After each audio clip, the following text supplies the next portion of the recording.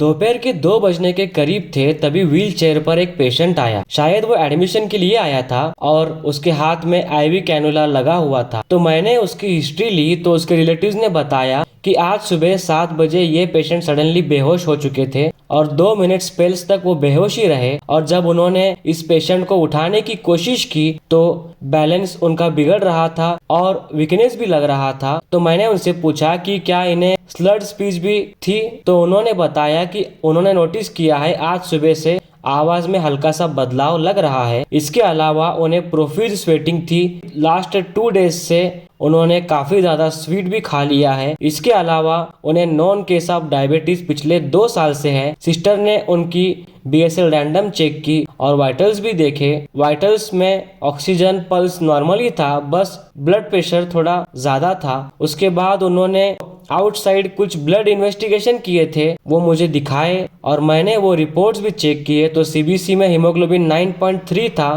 यानी mild anaemia था और क्रिएटिन भी बढ़ गया था। बिलिरुबिन और इलेक्ट्रोलाइट्स नॉर्मल ही थे।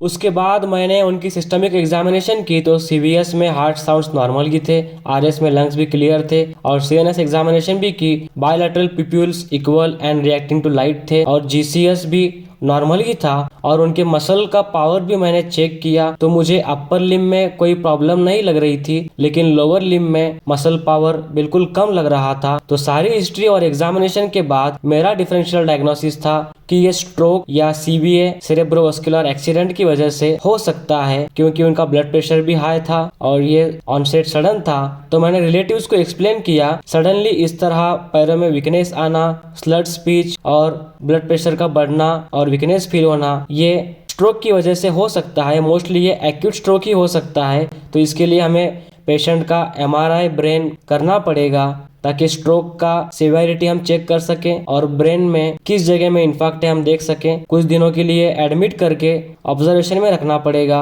और अगले दिन जब मैंने MRI का रिपोर्ट देखा तो उसमें कंक्लूजन ये था कि acute non haemorrhagic infarct in right lateral medulla. और मेरा शक सही निकला कि इस पेशेंट को एक्यूट स्ट्रोक की वजह से ऐसा हो रहा था। और एक दूसरी बात भी मुझे पता चली कि ये पेशेंट काफी सालों से ड्रिंक करते हैं, यानी अल्कोहलिक हैं। इस केस से ये सबक मिला कि हम चाहे कितनी भी अच्छी हिस्ट्री लें, कभी ना कभी कहीं ना कहीं कोई ना कोई पॉइंट मिस हो जाता है, या फिर रिलेटिव्स या पेशेंट हमसे अक्सर इस तरह की हिस्ट्री छुपाया करते हैं। अगर आप भी सीखना चाहते हैं ऐसे बेसिक क्लिनिकल स्किल्स तो आज ही ज्वाइन कीजिए मेरा कोर्स।